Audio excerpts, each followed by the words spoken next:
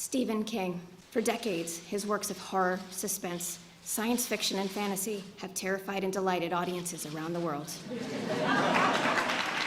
As a master of horror who has been an essential part of so many lives and nightmares, I think Stephen King was an excellent choice for this award. To celebrate his accomplishment, I'm counting down my top 5 favorite horrifying Stephen King novels. Number 5.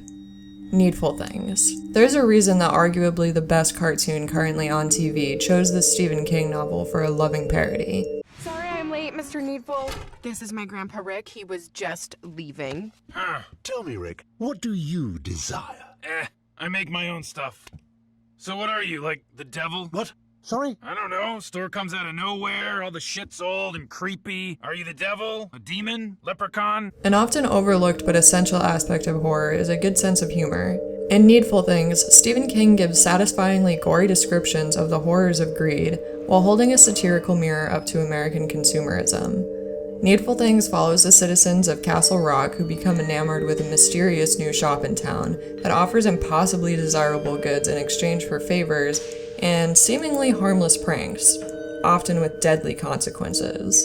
Although this novel didn't initially receive the best reviews, I think it's a great black comedy parody of modern society with just the right amount of chilling violence and deranged paranoia.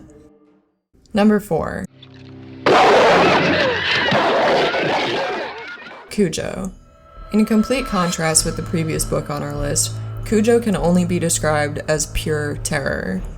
This book stands out from most of King's other works because it could easily be non-fiction. You're probably familiar with Kujo, the loving Saint Bernard turned cold-blooded killer after being infected with rabies. Of course, this situation would be tragic for anyone to experience, but nothing can prepare you for the horrifying way King delivers this story. Written during one of his worst bouts with alcoholism, I've always imagined this novel as having a much deeper meaning, showing us the inner workings of a suffering mind and the terrifying feeling of losing control. I'm going to have to recommend skipping the movie altogether on this one, unfortunately. The true horror of this novel comes from the character's thoughts of desperation and terrifying insight into Kujo's mind as he slowly loses himself to the disease. Things that can't be accurately portrayed in the form of a film. Number 3. In the Tall Grass.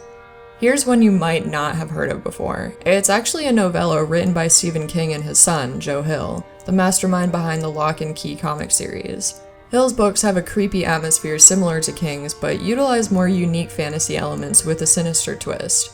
In the short story, twins Cal and Becky venture into a field of tall grass when they hear the pleading cries of a lost child during their cross-country road trip.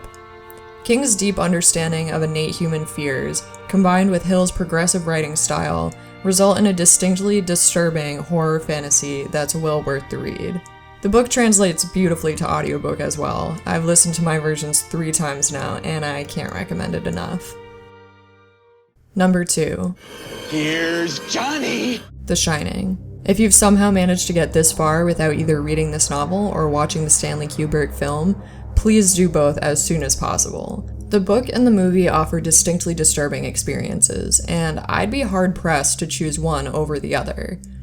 Unfortunately, Kubrick's insistence on making the film his own way resulted in a movie much different from King's original vision.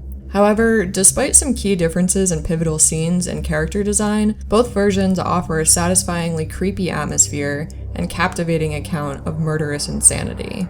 What makes The Shining so perfectly scary, the reason why I love it so much, is that King never tells you what to be afraid of. We're all watching the same mental decline of a father trapped in a hotel with his family, but differing interpretations of events make this story uniquely chilling for each individual experiencing it. Is it a spirit or presence in the Overlook Hotel causing Jack's insanity? Or is this simply an extreme case of cabin fever?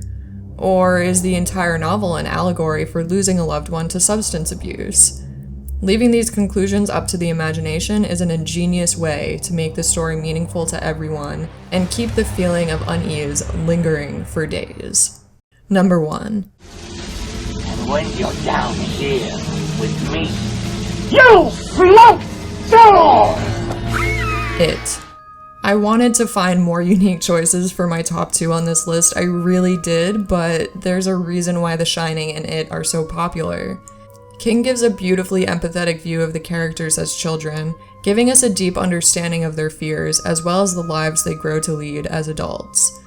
There's something inherently horrifying about imagining a supernatural serial killer who can transform into its victim's worst fear, especially knowing that it targets children.